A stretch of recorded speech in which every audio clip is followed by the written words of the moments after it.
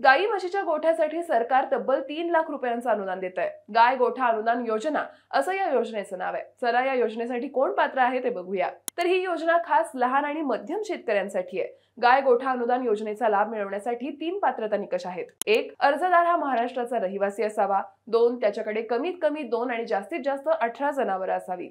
3. गोठा बांधण्यासाठी स्वतःची जमीन असावी. अर्ज करताना कागदपत्र कोणती लागणार?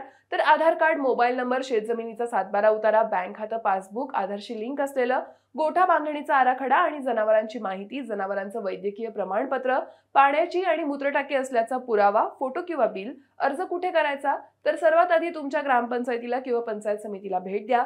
तिथून गाय गोठा अनुदान योजनेचा अर्ज मिळवा. सर्व माहिती व्यवस्थित भरा आणि आवश्यक कागदपत्रांसह जोडून अर्ज तयार करा. हा अर्ज पशुसंवर्धन विभागात सादर करायचा आहे. या योजनेबद्दल तुमचं अजून काय मत आहे? कमेंट करून नक्की सांगा आणि हा व्हिडिओ तुमच्या शेतकरी मित्रांसोबत लगेच शेअर करा.